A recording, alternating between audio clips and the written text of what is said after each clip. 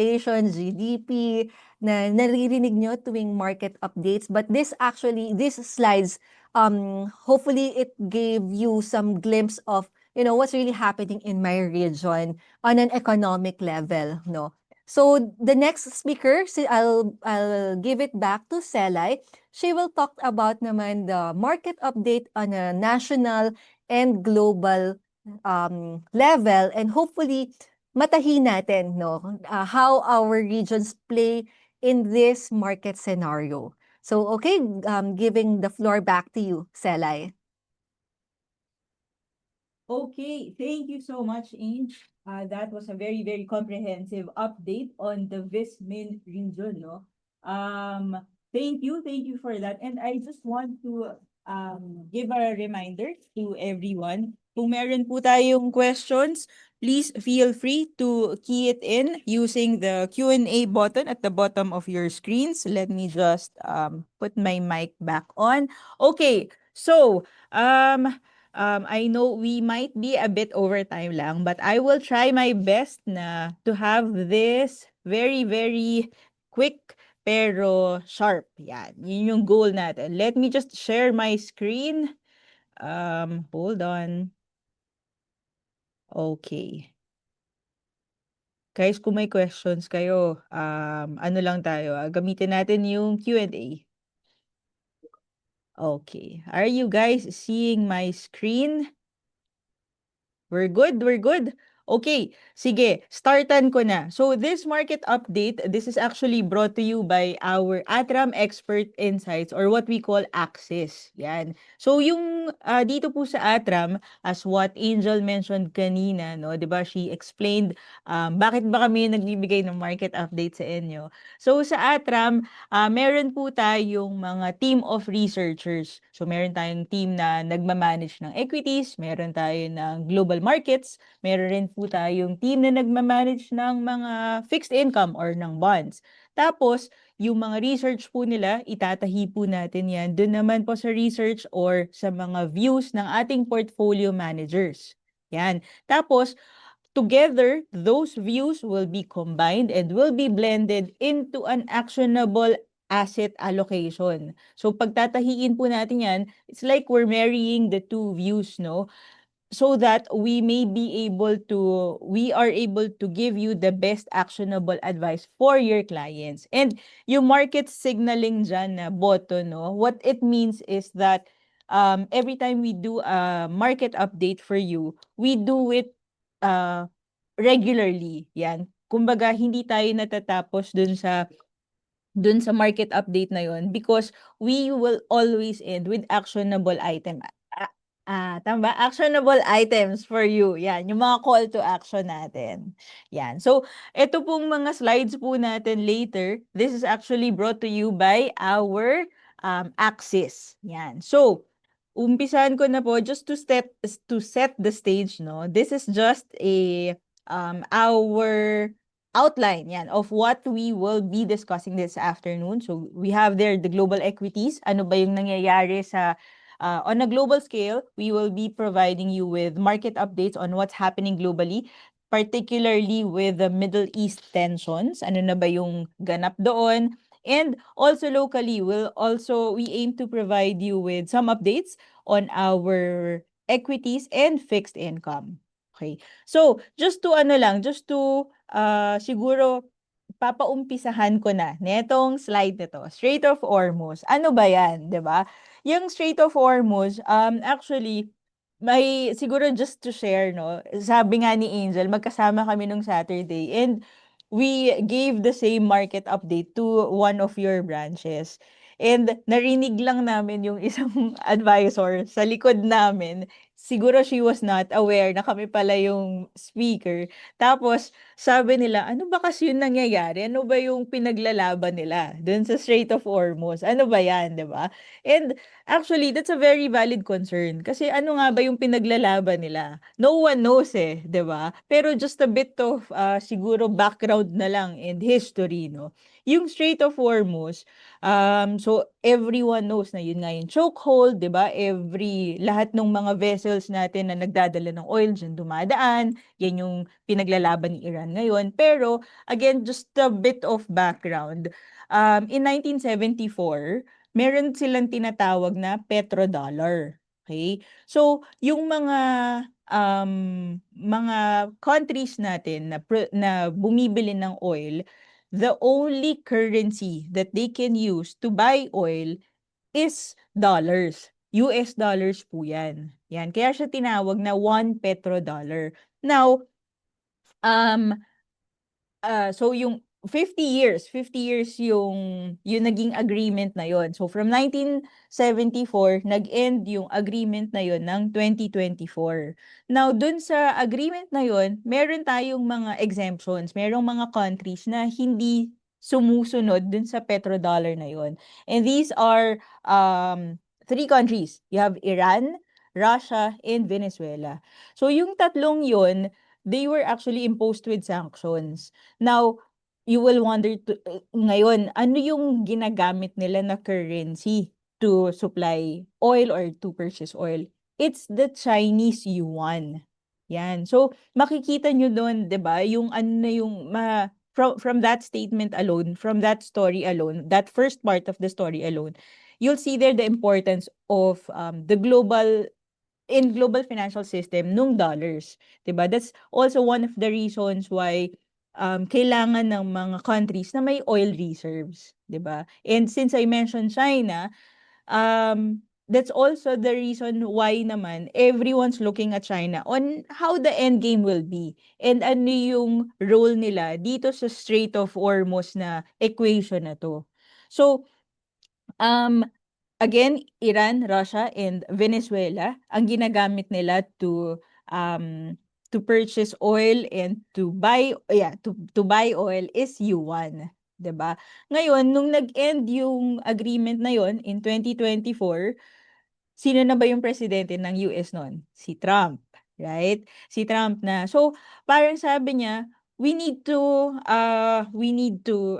parang i-shore up ulit natin yung agreement na yon kasi gusto niya at the time kasi parang nawawala na yung power ng dollar eh. So that he wants to bring back that leverage by shoring up dollars. Yan. Kaya, so parang ngayon, iniisip nila, is that the real reason kung bakit si Trump, yun yung pinaglalaban dito sa Strait of Hormuz na to? So yun lang yung, siguro yun lang yung big question mark pa rin sa ngayon. But I hope that story gave you a bit of a background on how these countries, these names come into play. Okay? And speaking of history, I wanted to share with you this slide. Yan. Medyo maliit po siya, pagpasensyahan nyo na. But this slide is actually a slide from S&P 500 and it lists down all the geopolitical wars in the past. So medyo may naka-highlight dyan, mga Israel-Arab war, Nixon impeachment, the 9/11 attacks. And what this tells us is, siguro before I go there, no, so yung first column dyan is the events in the past.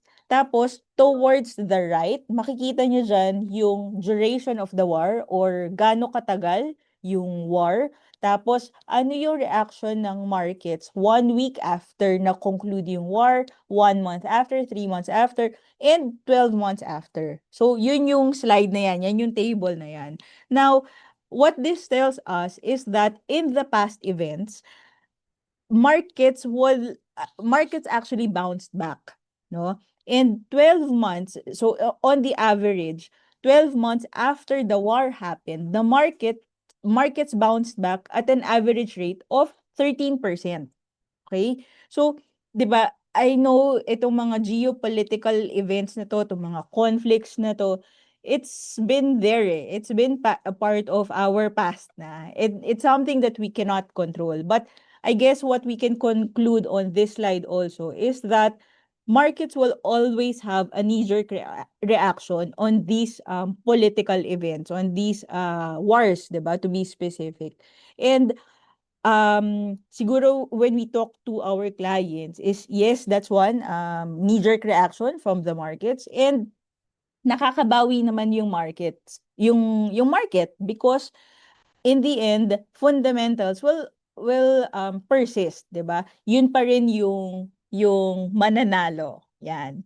And si Philippines, let's take a look at Philippines. Bakit ba siya masyadong involved, or bakit natin nararamdaman itong oil price hike, 'di ba? Yung mga rollback, ganyan. Bakit I think yung oil kanina nung dumaan ako, nasa 130 na yata siya.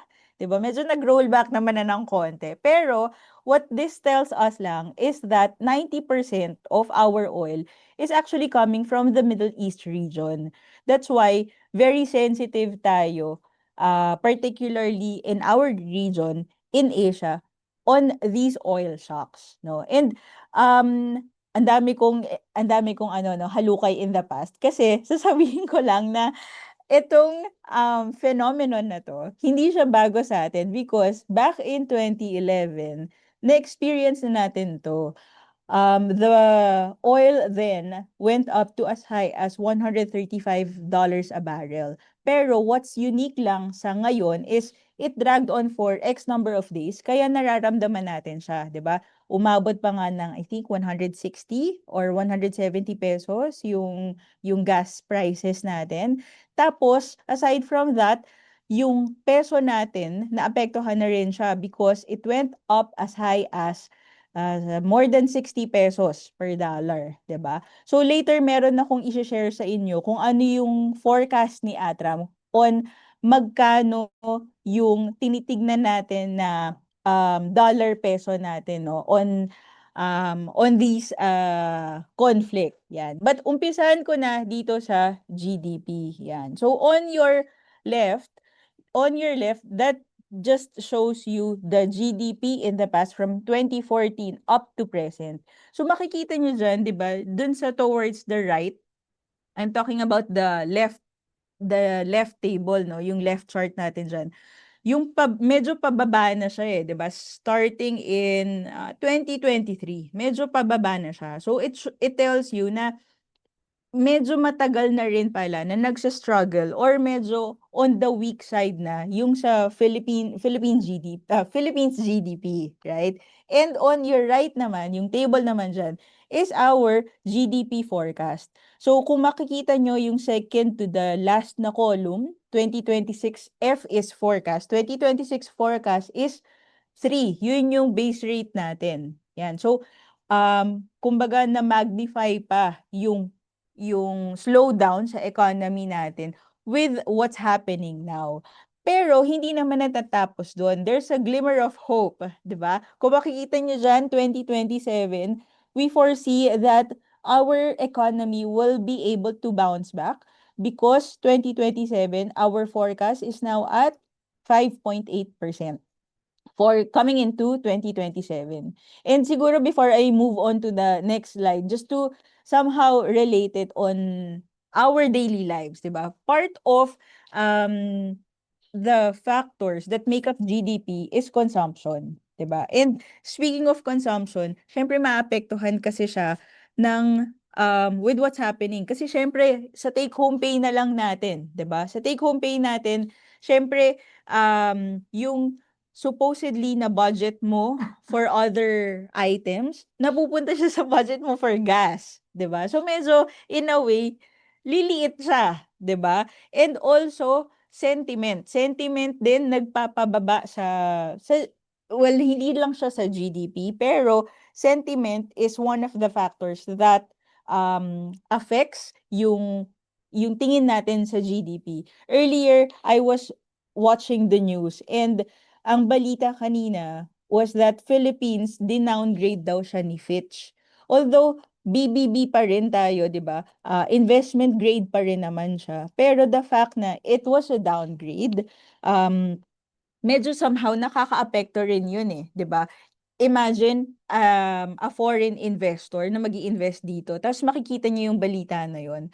Then 'di ba, somehow medyo mag-push back siya ng konti. Yan. So, yun yung mga, sinabi ko lang yun as part of, of GDP. Now, moving on to my next slide naman, is this one. We've been hearing about mga interest rate hikes or interest rate cuts for the longest time. But with what's happening now, our view is that magpo-pause si BSP. So, hindi namin view na magre-rate hike, but we're not trying to take it out of the equation. There's still that possibility. Kung makikita nyo dito, nagsisignal pa rin siya ng rate hike, but our view in Atram is that tomorrow, yes, tomorrow is Thursday, tomorrow is the next meeting of BSP.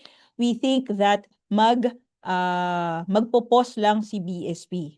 So, hindi siya magre-rate cut, hindi rin siya magre-rate hike. And bakit ba importante yung rate cut sa economy natin? Because every time na magbababa ng interest rate si BSP, it signals na the government is able to really support our businesses. Because imagine, if your interest rates are low, businesses can borrow freely, 'di ba, at a low rate. So, somehow it keeps businesses afloat. Just like what we did during the COVID, 'di ba? Nung yeah, to keep businesses afloat, binalance nila 'yon so that um businesses can borrow freely para their business can continue.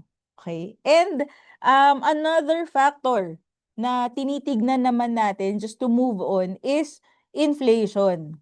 Yan. Sa inflation naman, kung makikita nyo dito, yung red na nasa may gilid ninyo, yan yung forecast for this year and for coming into 2027.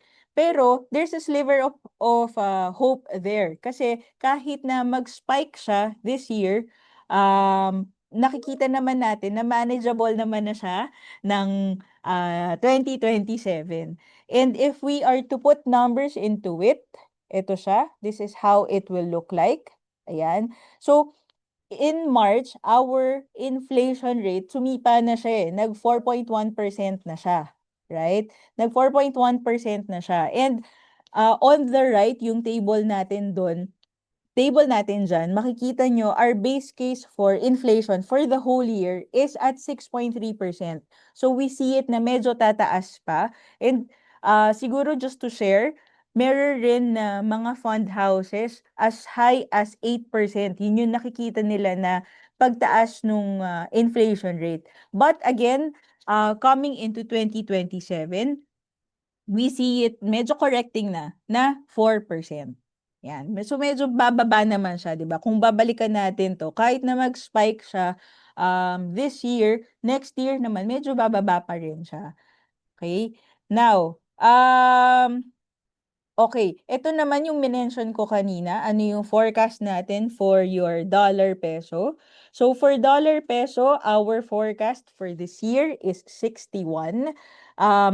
Normally, every time we give out our forecast, it's normally within a range. So pag siguro it will help when you talk to your clients, just say a range. So in this case, it's 59 to 64. So ang base case or yung middle niya is 61. Sana hindi naman mag-64, no? Kasi I think, nito lang mga nakaraan na araw, medyo nagfo-flirt na siya at 60 at 61, pero hindi naman siya nagta-touch ng 61. Okay? And just to siguro summarize yung mga forecasts na yon, this one, yan, this is our macro forecast for 2026. This is already factors in the Middle East conflict. And by the way, guys, no, you may ask me, ano yung tingin ni Atram dito sa nangyayari na Middle East war, no, the Middle East conflict. Sa atin, meron tayong tinatawag na scenario analysis. So nandyan yung duration, how it ends, your oil, the level of oil, the dollar peso, and the inflation. So if we take a look at this slide, nandito na tayo sa extended campaign, 'di ba? Nandun na tayo sa gitna. Kasi we're past the more than 7 days already. Nandun na tayo sa more than a month na siya. And as you can see there, yung Brent oil natin, ang tinitingnan natin is $90 to $100 a barrel. Pero actually, there was a time last week or 2 weeks ago na it was more than $100 na. Kanina no nagtingin ako, nasa 98 na siya. So medyo nagko-correct na talaga siya because of mga news lately na medyo nagsi-ceasefire naman na siya. Although we see it na wala pa ring permanent resolution, but we take it as a win pa rin, 'di ba? Yung mga signals na nagsi-ceasefire na, that's already a win, right? That's why kung makikita nyo yung PSEI natin, medyo bumalik na ulit siya above the 6,000 level, 'di ba? Nakaalis na siya dun sa below 6,000 level because again sentiment, 'di ba? Medyo nagko-cause na siya ng optimism. Yan. And for inflation, as what I've mentioned, around 4% for 2026. Napakita ko na kanina, our forecast is at 6.3. That's our inflation forecast, no? But coming into 2027, we see it correcting at 4%. So, itong mga sinabi ko, itong mga kinukwento ko dito, ano ba to? What this means to our portfolio. Ayan. So, this is our view, no? For each of the asset classes, ito yung views natin. Fixed income, we anchor your portfolios. I'm talking about here Philippine fixed income. Right now, the 10-year government rate is at 7%. So, if you have clients na kasi as what we have mentioned nga dun sa last weekend namin na run with one of your branches, no?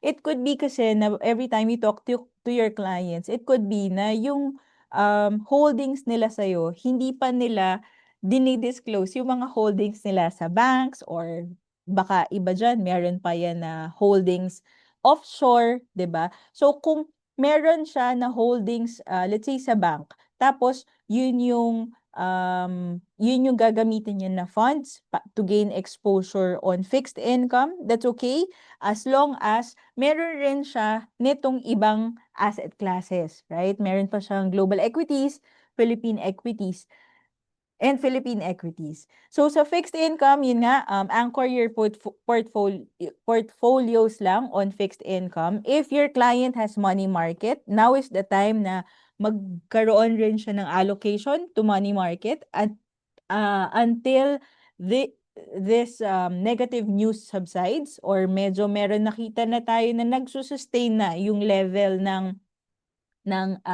Philippine equities or equities in general. Be selective sa global equities. May nagtanong sa amin, pwede pa daw ba na pumasok sa global equities? The answer is yes, but do it in tranches. So meaning, wag natin siyang biglain. Say for example, you have a client na 10 million, 'di ba? Yun yung binigay sa'yo tapos gusto niya ng exposure to global equities. We would recommend na unti-unti mo lang siya ipasok doon. Pwede mo siyang hatiin, like 50-50, pwede rin naman na 3 beses, 'di ba? 30-30-30, 30-30-40, ganyan. Tapos, Philippine equities, I would echo yung ating views dito, no, sa Philippine equities. Huwag natin kalimutan yung Pilipinas because I know yung mga downgrade news, ang dami-daming mga negative noise, 'di ba, na kumakalat. But I guess it's always good to have Philippine equities as part of your portfolio. Kahit na 10% lang, lagyan nyo lang or ilagay nyo pa rin si Philippine equities as part of your portfolio. Right? And siguro, ano ba yung pwede pa nating sabihin dito sa Philippine equities? Right now, our PE ratio is at 9 times. And if you compare it sa 20 years ago or 15 years ago, PE ratio was at 20 times. So imagine, andun yung opportunity na opportunity niya to gain more, no. Now is the time to maybe accumulate shares at this level. Parang isipin niyo na lang na sale ngayon, 'di ba?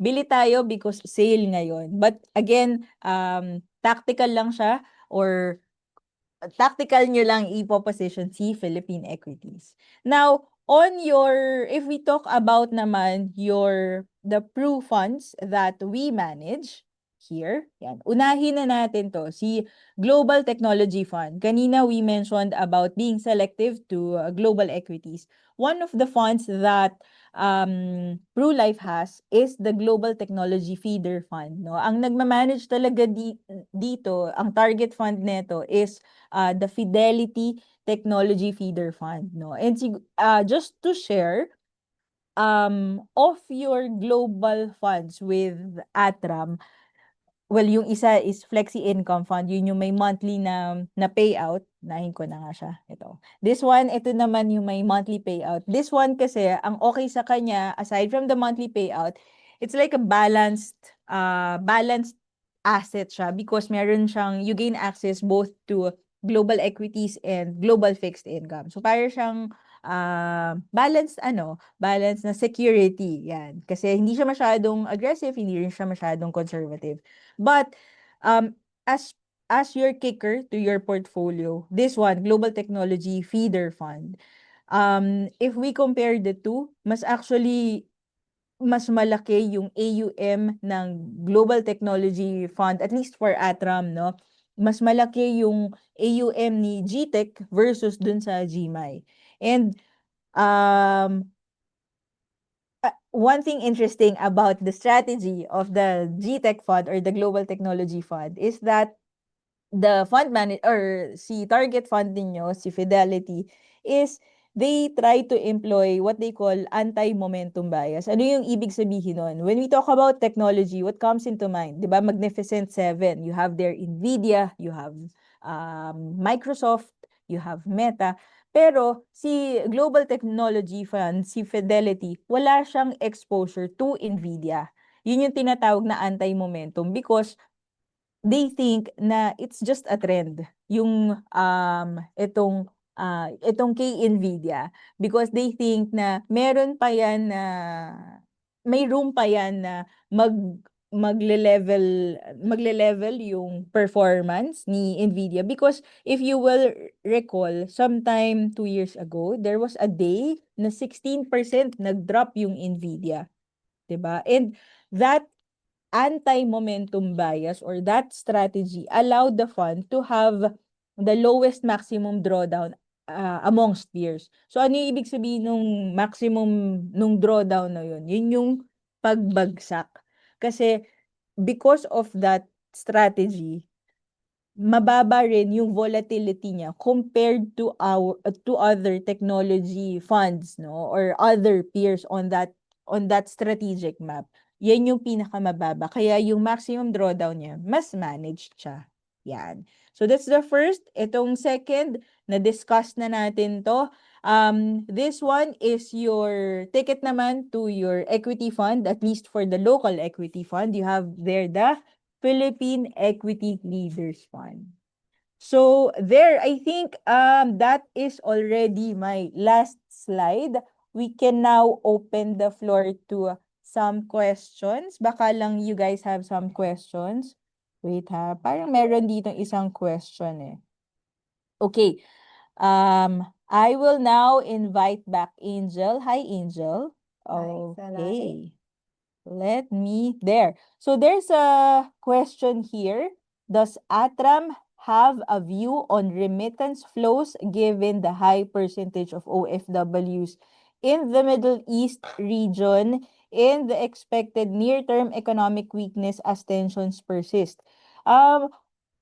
Siguro Angel can just add here, pero yung sa remittance kasi, if you will take a look at in the past, hindi rin kasi siya naapektuhan eh, 'di ba? Regardless of the wars, yung remittance natin hindi bumaba yung in terms of the amount kahit na may conflict in the past. Yung sa near-term economic weakness dito as tensions persist, we've shown you the table kanina kung ano yung dun sa scenario analysis natin. So I hope you were able to take a look at that. Angel, you wanna add anything? Siguro, if I may add to that, no, yes, I agree with Selay, no, our remittances weren't that affected in the past wars that we saw. It's also good or important to note, no, na um, while there is a big chunk or a big percentage of our OFWs in the Middle East, our OFWs are diversified enough geographically, no? Kahit 'di ba kahit saan pumunta kang bansa, meron at meron kayong makikitang mga Filipinos who are working, no, in those countries. So, yes, there is a big population of Filipinos in the Middle East, but there are also a lot of Filipinos outside Middle East.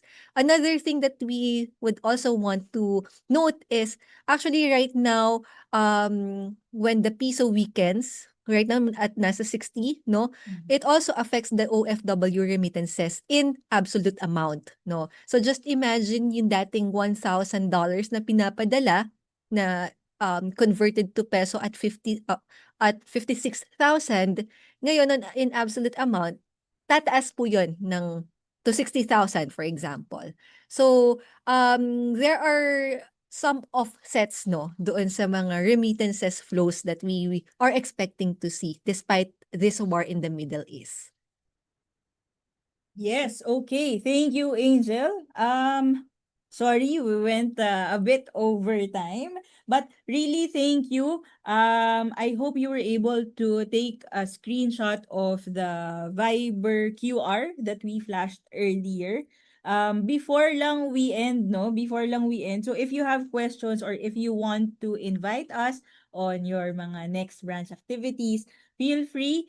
And we would also appreciate your feedback. That's why we've placed there our QR code on what other topics you wanted to us to discuss on our next meets, ganyan. And siguro before we really close this session, let me just call back si Kosh. Kosh, are you there? Yeah, I'm here. Okay, So, okay.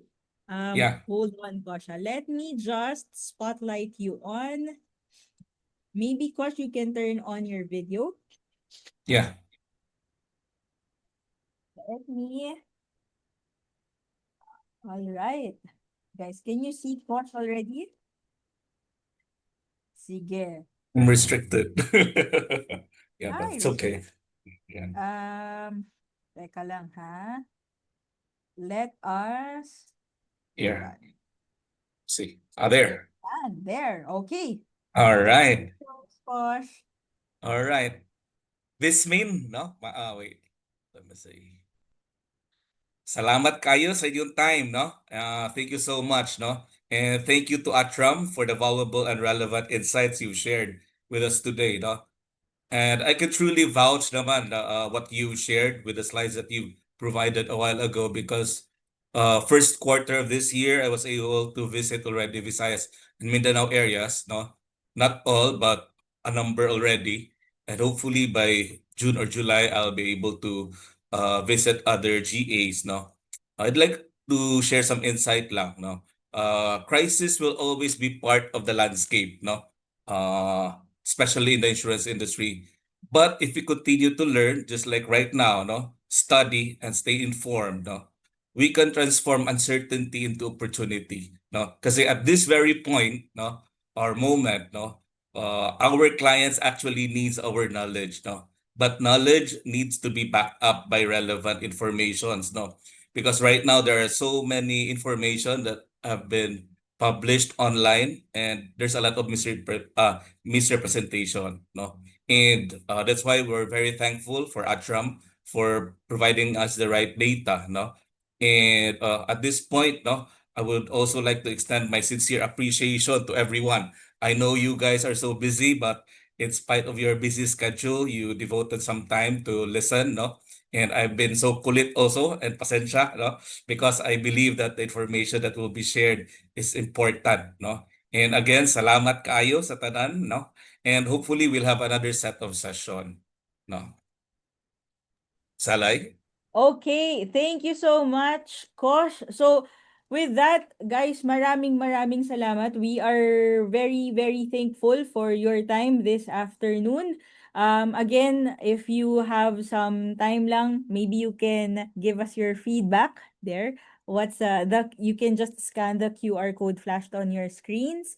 And if you have questions or clarifications about the market, maybe you can course it through Kosh. Tapos, parati naman po kami magkausap ni Kosh. So, Surely. let us know lang. So, guys, maraming salamat. Again, this Salai, webinar. I think Yes? there's one more question, no? Oh, okay. In the Q&A. Sige, pahabol question. Mm. Yeah, Kosh, maybe you can take this up. 10 years old policy, PruLink Investment Fund policy PIA Plus. Original amount is 500,000 as to date. Face value 300,000. She is 72 years old client. And what is your advice? Where to fund switch?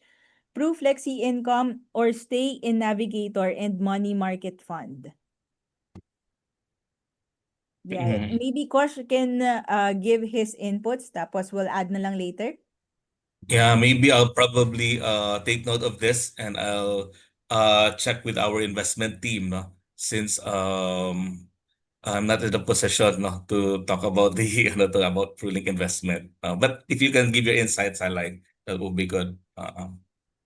Oh, okay. Mm. Siguro on a market perspective na lang, no? Kasi Mm. our visibility as far as Atram is concerned, we have there the Flexi Income and the Global Technology Fund. I will answer yung last na question, yung where Mm. to fund switch, if it's Flexi Income or stay in Navigator. This is the technology fund, I think, and money market. Money market right now, okay siya at until siguro the tensions ease out. So maybe stay in the money market, stay in Navigator. If there's already a gain, you can already lock in the gains, no?